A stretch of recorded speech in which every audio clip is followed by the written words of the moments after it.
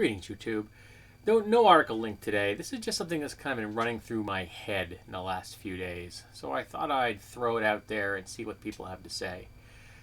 Whenever I hear of discussions of consent, one of the first things I hear, and it is almost always a guy saying it. In fact, I don't remember the last time I even encountered a woman bringing this up, is, well, what happens if one of the people is intoxicated?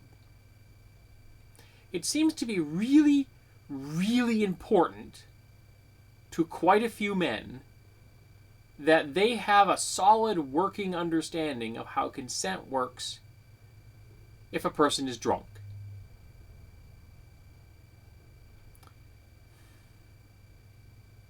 That concerns me. Why is it so important? What is it about an intoxicated person being able to give consent or not that fascinates men so much? And the more I pondered this, there simply isn't any way that I can look at it in a good light. And what brought it to a head for me is something I read the other day online. Some woman was talking about it. I think it might have been a Twitter exchange or something like that. I'm not positive. And she basically said, if you want to see the truth behind the, hey, can I buy you a drink kind of a process, if a guy asks a woman that and says, hey, can I buy you a drink, have the woman ask for a non-alcoholic drink and see what the reaction is. Because it isn't about gifting someone something. It seems to be about gifting someone something that contains an inebriant. Something that will make the imbiber more easily manipulated, less capable of making cogent decisions. And that's disturbing. That's alarming.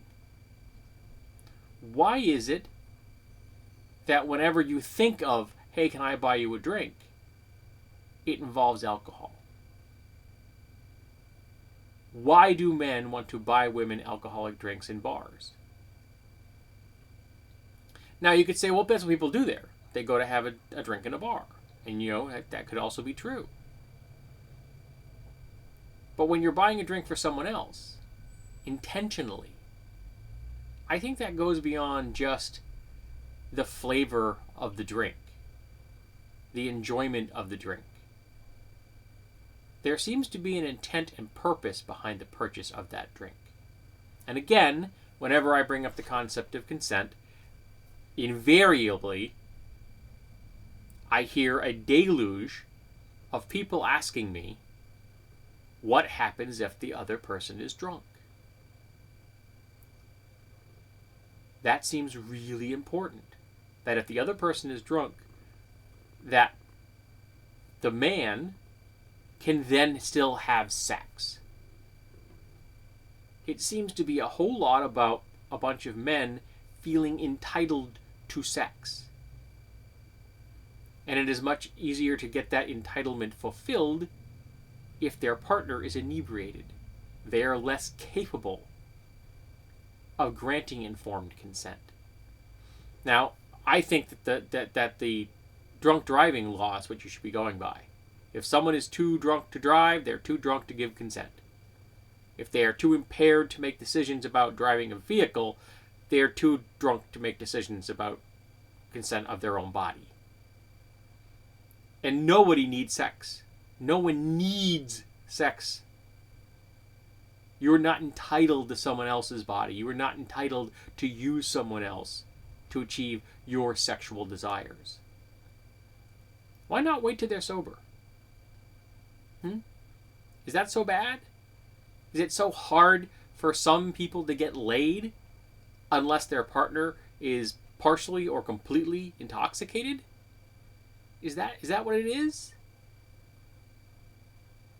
For whatever reason, they feel that sex with a drunk person is easier to acquire than sex with a sober person. It goes beyond social lubricant, and it becomes a gateway towards date rape. Because if a person is so inebriated that they can't make a decision, an informed decision about consent, no one should be having sex with them. And it is your job, man, woman, whatever, to say, no, I can't have sex with you, you're too drunk. That means you're not going to get laid. Okay. That may mean that you are at the self-service pump of the gas station of love. Okay. You've been alone before, you'll be alone again. But maybe if you don't have sex with the drunk person, when they're sober, they'll think that maybe you're a decent human being. Maybe they'll actually want to engage in some form of relationship with you. Even if it ends up just being friendship with benefits. And I've got nothing against recreational sex. Take my word for it. I have nothing against recreational sex. I engaged in that one in my wild youth. But I made sure that everybody was sober. In fact, the only time I can think of having sex when I wasn't sober was when I was in a long-term relationship, and in retrospect, I shouldn't have done it. I shouldn't have done it when I was inebriated, because that happened, and I shouldn't have done it when my partner was inebriated. It was wrong. But I was young and foolish, like 17, 19, that kind of an age bracket. And the concept of consent didn't really hit my radar until my 30s. No one ever talked about consent in me when I grew up. That was never part of our sex education. And again, when my father gave me the talk, if our species had to follow my father's guidelines, we would have died out before we ever became upright walkers. Yeah, it wasn't all that informative or useful. Also, day late, dollar short. So I'm asking you folks, tell me, why is it so important to so many guys that they be allowed to have drunk sex? Because I can't look at this in a positive light no matter how I turn it around. It all looks ugly.